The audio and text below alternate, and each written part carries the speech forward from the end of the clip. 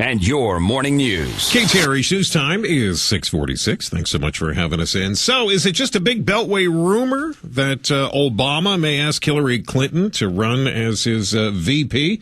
Let's ask some of the experts. Bob Stein, who's a political science professor with Rice University, joining us. Also, our favorite Democrat, Matt Engel, also with us. Happy New Year to both you gentlemen. Thanks for coming on Houston's Morning News with us. Happy New Year. Thank you. You're very, very welcome. All right, Bob, let me start with you. Beltway rumor mongering. I haven't heard this really, frankly, outside of the Beltway. Bob Reich suggested that this would be a good way for the Democrats to get the base all powered up, fired up. What do you think? Again, I'm not privy like maybe Matt is, but I would think, given the current contour of political map, it would be insane to do this. Hillary Clinton clearly is in the administration. She can stump for it. I don't think the Democrats have as much of a problem bringing out their base right now as do the Republicans. I think that's their real challenge with a nominee like Mitt Romney, and even for that matter with any of the nominees.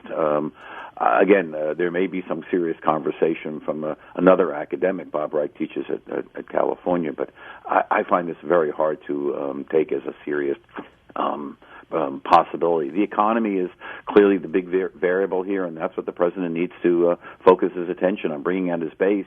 These are people who are adversely affected by a bad economy, and then, of course, his African-American base. But Hillary Clinton, I don't think, is somebody who adds much, and only probably suggests that there's some confusion in the administration if she would leave the State Department and they were to dump Biden. Yeah, well, they're suggesting that Biden becomes Secretary of the State. That's what I heard. So, Matt, let me ask you, why would Tom Thumb or Robert Reich suggest that they need to empower the base? They say that Obama has given away, or Reich says Obama has given away too much power to some of the conservative Republicans. Is this just rumor mongering, you think, or are they in trouble? Oh, I think probably too much holiday eggnog. I think that it makes no sense at all. Bob Reich is part of the very liberal wing of the Democratic Party, and also was part of the Clinton administration. And right. So he probably, in the back of his mind somewhere kind of thinks that would fire him up. But for most Democrats, they are very satisfied with the job that Biden's doing. In fact, he's very popular among blue-collar Democrats along the Midwest, working-class Democrats. And Obama doesn't have any problem with the Democratic base. It's a lot of independent voters who are disappointed and who are worried about the economy. That's who he's got to talk to over the next 10 months. All right, gentlemen, hang on. When we come back, I want to ask you how you think Obama would do in Iowa today. You recall how well he did 4 years ago, but how would he do today? And I'll go back and tell you some of the things that he was talking about when he was in Iowa trying to become the Democratic nominee. We're talking about the rumor that it could be an Obama-Hillary Clinton ticket. Both these gentlemen saying, no, they don't believe that's the case, and I would agree with both of you.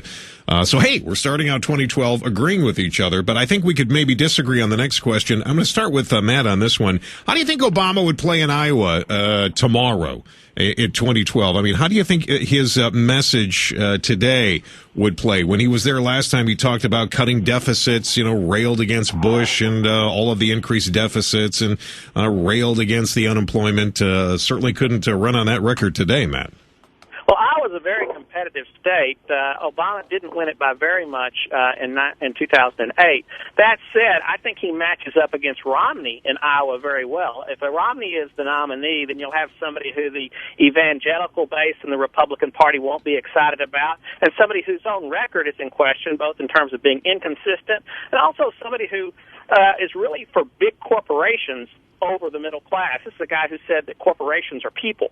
And so Obama, I think, can really be able to drive home a message about job creation and about helping middle-class families fight against big corporations which have taken the profit without creating jobs. Bob, would you agree with that? I think so.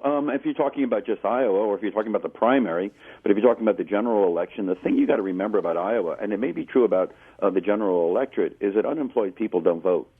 though the economy is bad for everyone, the unemployed are a Democratic base. And I think the key issue here is that when you turn out voters, like in Iowa... Now, why would you say unemployed people don't vote? They don't. Look at the primary voters who will show up on Tuesday night. It's clear from all the polling that unemployment among primary or caucus attendees runs about 5.5% to 6%. As you probably know, it's about 8.5% to 9% in the country, probably actually much higher. Yes. And in Iowa alone, at least 8.5%.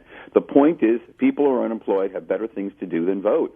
That may be a criticism, that may be a good idea, but the simple fact is the polling tells us that people who are unemployed, who are homeless, who have been the biggest victims of this bad economy, whether you blame the president or elsewhere, are not people who often show up. So the danger here is to point to the economy and say that will be the turning point. It will be influential, but as I think Matt will agree, if you look at Iowa, you don't hear a lot of talk about the economy. You hear a lot of talk about price supports, ethanol subsidies, and, of course, social conservatism. So I think we got to be careful here. The economy is important to Obama because of turnout. Right. He's got to show those base voters that he's doing something to return the economy to health. Gentlemen, I thank you both for your time this morning and look forward to talking with you both as we move ahead in this very important election year.